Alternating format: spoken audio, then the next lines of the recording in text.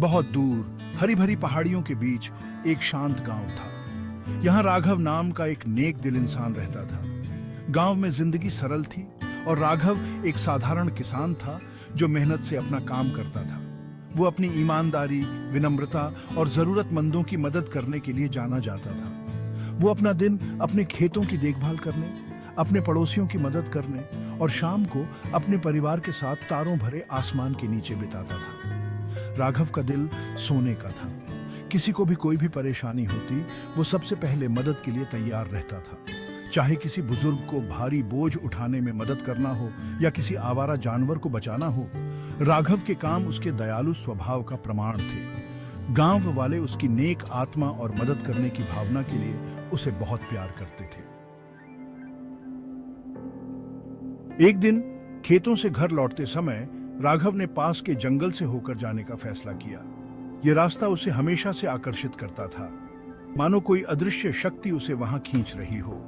जंगल उसे अपनी ओर खींचता था। ये एक ऐसी जगह थी जहां वो शांति से प्रकृति के करीब जा पाता था। वहां की ताजगी और शांति उसे हमेशा से भाती थी।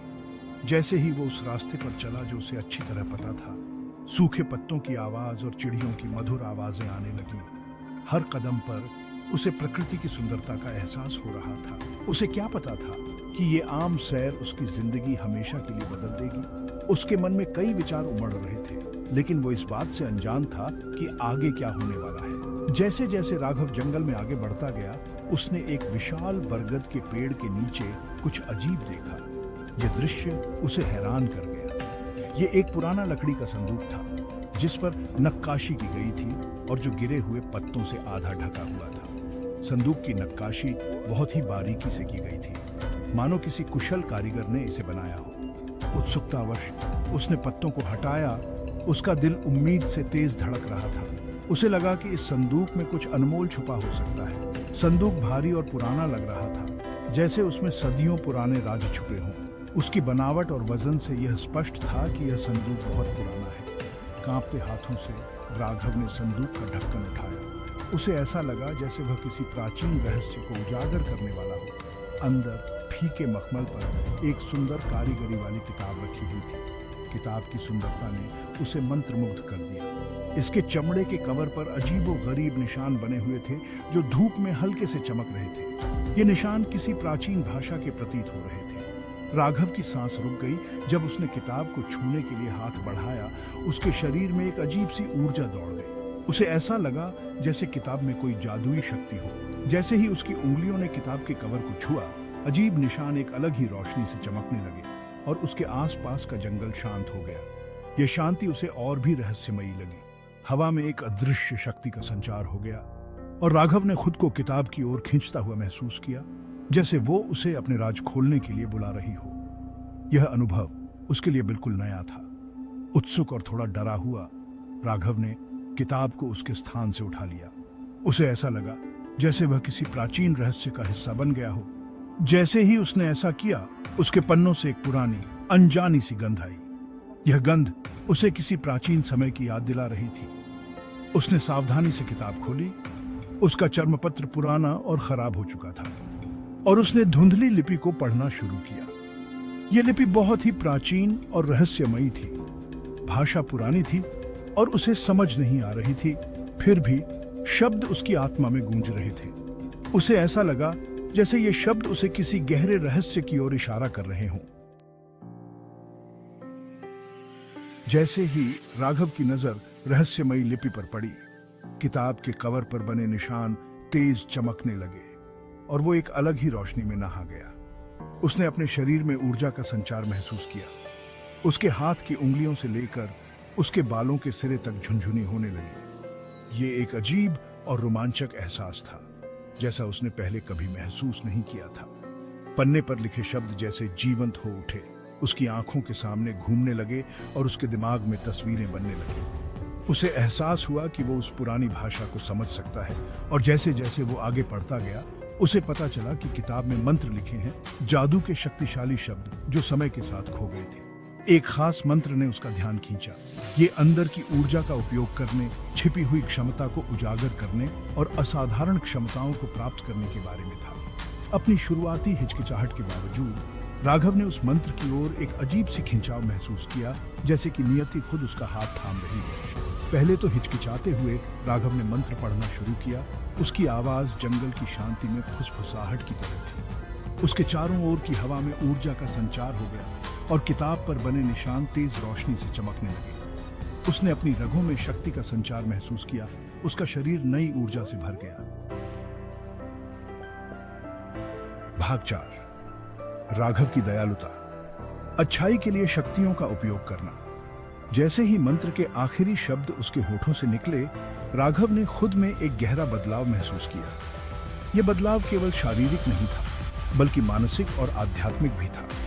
उसे ऐसा लगा जैसे उसके भीतर एक नई ऊर्जा का संचार हो रहा हो। वो अभी भी राघव था, एक साधारण किसान, लेकिन अब उसके पास ऐसी ताकत और क्षमताएं थीं जिनकी उसने कभी कल्पना भी नहीं की थी। उसकी मांसपेशियों में नई शक्ति थी, उसकी आंखों में नई चमक थी और उसके दिल में एक नई उम्मीद थी। डर उसे आसानी से अपने आगोश में ले सकता था, लेकिन उसकी जगह जिम्मेदारी का एहसास उस पर हावी हो गया। उसे समझ में आ गया था कि ये शक्तियां केवल उसके लिए नहीं थी, बल्कि उन सभी के लिए थीं जो उसकी मदद की जरूरत महसूस करते थे। वो जानता था कि उसे खुद से बढ़कर किसी चीज के लिए चुना गया है। उसकी नई शक्तियों ने उसे एक उद्देश्य दिया, एक मिशन दिया, और उसने ठान लिया कि वो इन शक्तियों का उपयोग केवल अच्छे कामों के लिए करेगा। अपनी नई शक्तियों का उपयोग अच्छे कामों के लिए करने के लिए दृढ़ संकल्पित राघव गांव लौट आया। उसके दिल पर अपने रहस्य का बोझ था। उसने सोचा कि कैसे वो इन शक्तियों का सही उपयोग कर सकता है बिना किसी को नुकसान पहुंचाए। उसने अपनी रोजमर्रा की जिंदगी जारी रखी, अपने खेतों की देखभाल की और अपने पड़ोसियों की मदद की। लेकिन अब उसने ये सब एक ऐसी ताकत और फुर्ती के साथ किया जिसने उसके आसपास के लोगों को हैरान कर दिया। उसकी मेहनत और समर्पण ने उसे गांव में एक आदर्श बना दिया। राघव की असाधारण क्षमताओं की बात जल्द ही पूरे गांव में फैल गई। लोग उसकी तारीफ करने लगे और उसकी मदद के लिए उसके पास आने लगे। हर कोई जानना चाहता था कि राघव के पास ये अद्भुत शक्तियां कैसे आई। लोगों ने उसकी ताकत के अविश्वसनीय कारनामों और बीमारों और घायलों को ठीक करने की उसकी चमत्कारी क्षमता के किस्से सुनाए। उसकी शक्तियों ने गांव में एक नई उम्मीद और विश्वास का संचार किया। फिर भी इतना ध्यान और प्रशंसा मिलने के बावजूद राघव जमीन से जुड़ा रहा। उसने कभी भी अपनी शक्तियों के स्रोत का खुलासा नहीं किया। उसने हमेशा विनम्रता और सादगी से काम लिया, जिससे लोग उसकी ओर भी ज्यादा इज्जत करने लगे। राघव ने अपनी शक्तियों का इस्तेमाल समझदारी से किया, हमेशा इस बात का ध्यान रखा कि वो खुद पर अनुचित ध्यान न खींचे। उसने अपने कार्यों को हमेशा छुपाकर किया ताकि लोग उसकी शक्तियों का गलत फायदा न उठाएं। उसने ग्रामीणों को उनके कामों में मदद की, भारी बोझ उठाने में उनकी मदद की और एक आम आदमी की तुलना में बहुत कम समय में काम पूरा किया। उसकी मदद से गांव के लोग अपने कामों को जल्दी और आसानी से पूरा कर पाते थे। जब कोई परिवार बीमारी की चपेट में आता तो वो बीमारों को ठीक करने के लिए अपनी शक्तियों का उपयोग करता, जिससे उन लोगों को राहत और उम्मीद मिलती जो सारी उम्मीद खो चुकी थी। उसकी शक्तियों ने गांव में एक नई रोशनी और विश्वास का संचार किया, जिससे हर कोई उसकी तारीफ करने लगा। भाग 5। एक खतरे का उभरना। खलनायक कालिया। जिस तरह गांव में जीवन शांति और समृद्धि से भर गया था, उसी तरह भूमि पर एक साया छा गया। गांव के लोग अपने दैनिक कार्यों में व्यस्त थे, खेतों में काम कर रहे थे और बच्चों की हंसी गूंज रही थी। पड़ोसी गांवों से कालिया नामक एक क्रूर डाकू सरदार के बारे में खबरें आईं, जो अपनी क्रूरता और लालच के लिए कुख्यात था। उसकी बर्बरता की कहानियां हर जगह फैल गई थीं और लोग उसके नाम से ही कांप उठते थे। उन्होंने कहा कि कालिया कोई साधारण डाकू नहीं था। उसके पास एक काली और बुरी आभा थी जो किसी भी सामान्य व्यक्ति को भयभीत कर सकती थी और उसके अनुयायी तत्वों को नियंत्रित करने और पुरुषों की इच्छा को मोड़ने की उसकी अलौकिक क्षमताओं के बारे में बताते थे। उसकी शक्तियों के कारण वह और भी अधिक खतरनाक हो गया था। कालिया के आने की अफवाहों से ग्रामीणों के दिल दहशत से भर गए। वे जानते थे कि अगर कालिया उनके गांव में आया तो विनाश निश्चित था। वे जानते थे कि उनके शांतिपूर्ण अस्तित्व को खतरा है और उन्होंने अपने परिवारों और संपत्ति की सुरक्षा के लिए तैयारी शुरू कर दी और उन्होंने सुरक्षा के लिए अपने रक्षक राघव की ओर रुख किया। राघव गांव का सबसे बहादुर और समझदार व्यक्ति था। और सभी को उस पर भरोसा था।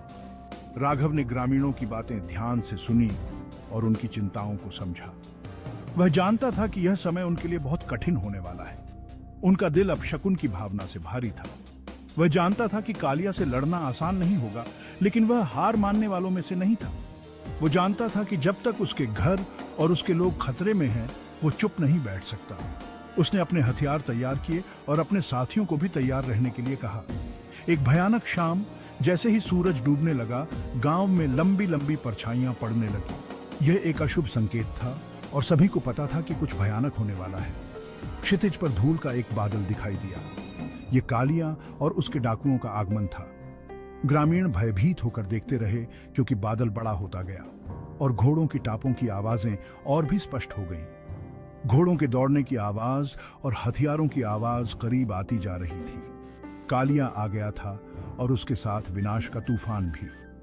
भयंकर योद्धाओं के एक समूह के साथ कालिया ने गांव में प्रवेश किया और उसकी उपस्थिति ने सभी को भयभीत कर दिया। उसकी आंखें एक भयानक रोशनी से चमक रही थी, जो उसकी बुरी आत्मा का प्रतीक थी। उसकी हंसी गांव के चौक में गूंज उठी और उसकी गूंज ने सभी के दिलों में डर पैदा कर दिया, जिससे भयभीत ग्रामीणों की रीढ़ की हड्डी हिल गई। वे जानते थे कि अब उनके पास बहुत कम समय बचा है। वो अपने घोड़े से उतरा और उसकी उपस्थिति ने सभी को और भी अधिक भयभीत कर दिया। उसकी कमर पर एक दुष्ट कटार चमक रही थी, जो उसकी क्रूरता का प्रतीक थी, और उसने एक शिकारी निगाह से अपने आसपास का जायजा लिया। वह जानता था कि यह गांव अब उसके नियंत्रण में है और उसने अपनी योजना को अंजाम देने की तैयारी शुरू कर दी।